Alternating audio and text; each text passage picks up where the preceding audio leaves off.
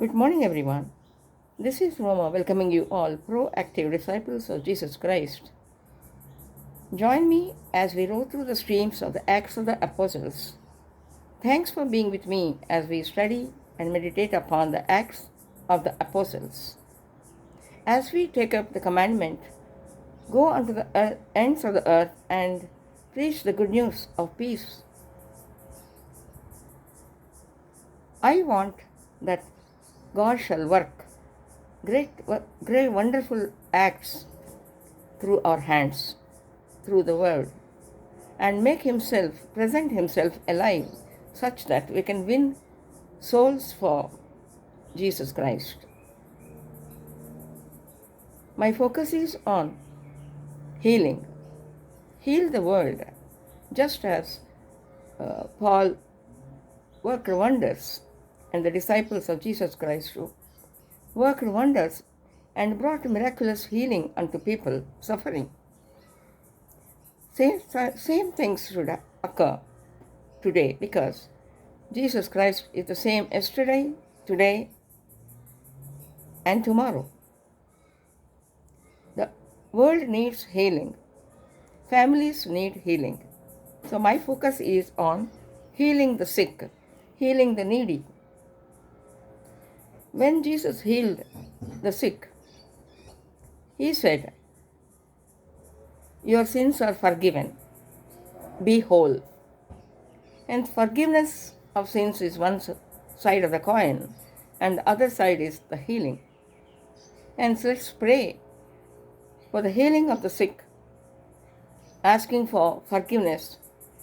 And as we now reach chapter 18 of Acts of the Apostles, that time Paul left Athens and headed towards Corinth.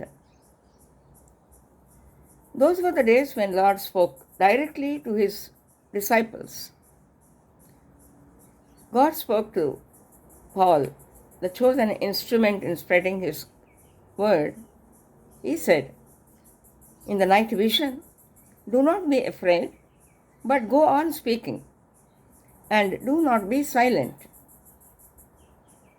For I am with you. No one will attack you to harm you, for I have many in this city who are my people." So God sent Paul to speak to the people who belong to him, who are identified as his people of God. So here we see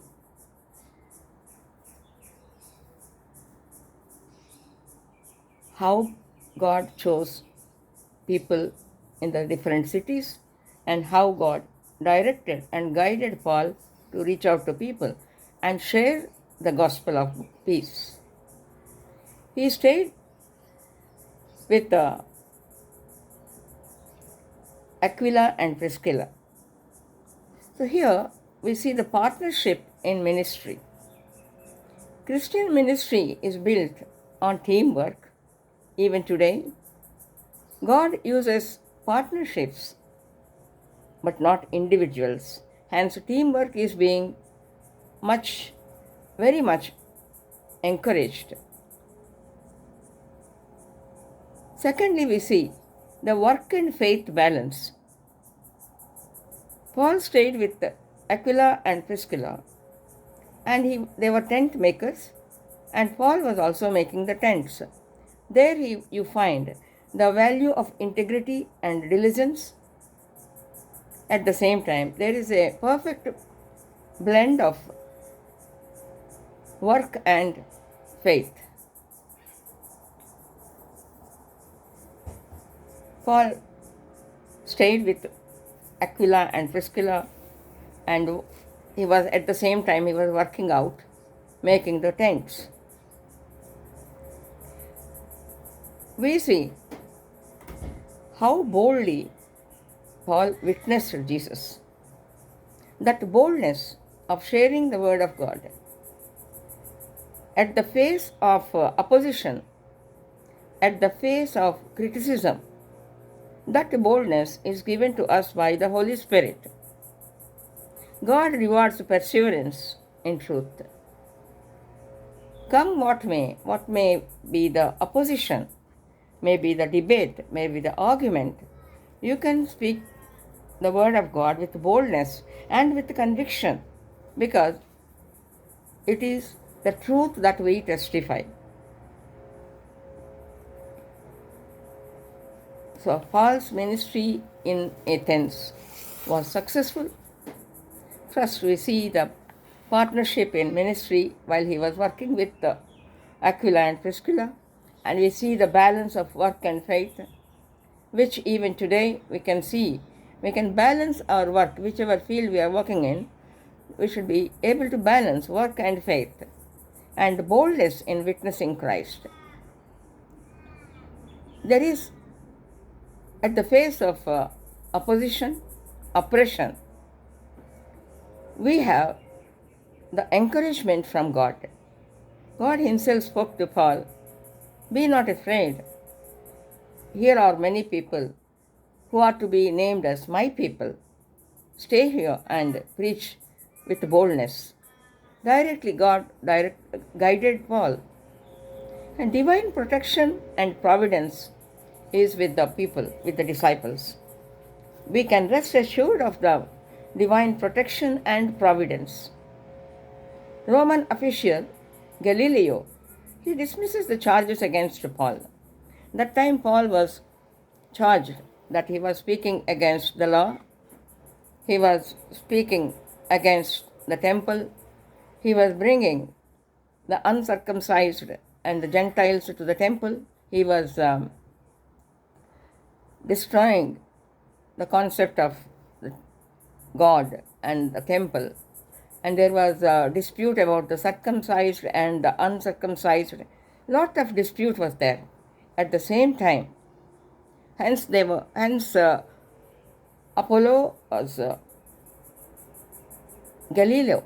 Galileo was forced to conduct a case against Paul. But there is divine protection and divine providence that the Roman official Gallio dismisses the charges against Paul and sets him free. And again we see how Priscilla and Aquila guided Apollo. There is a healthy mentorship. Hence they focus on discipleship and teaching as well. With all these factors intact, there we find the growth and unity of church. Apollos became a powerful teacher, spreading the gospel and strengthening the believers.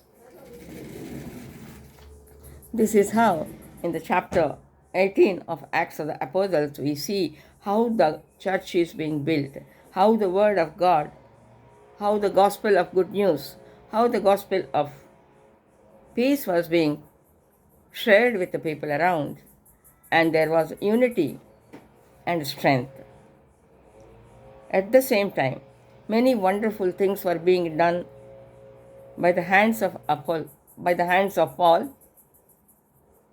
Hence, my focus is on such wonders to be done nowadays. Such wonderful acts of healing must take place.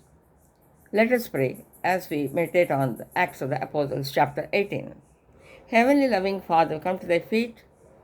All the viewers join me in one accord, in one love, in one faith. We all belong to the mustard seed faith tribe.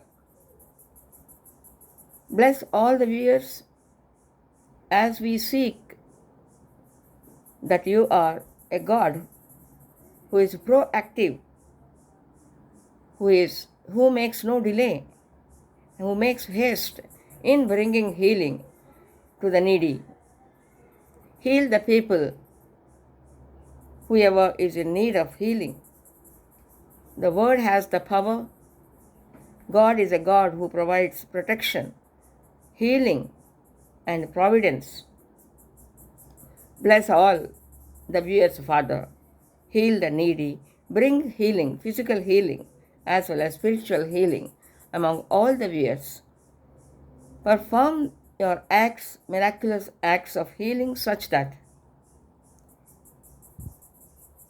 credibility and validation are added as we share the word of God, as we share the gospel, as we witness Jesus Christ. Bless or fulfill the heart's desires of all the viewers and fill our mouths with laughter. This I pray in Jesus' precious name and in the power of the Holy Spirit. Father, I pray unto you. Amen. Amen. Bye bye for now.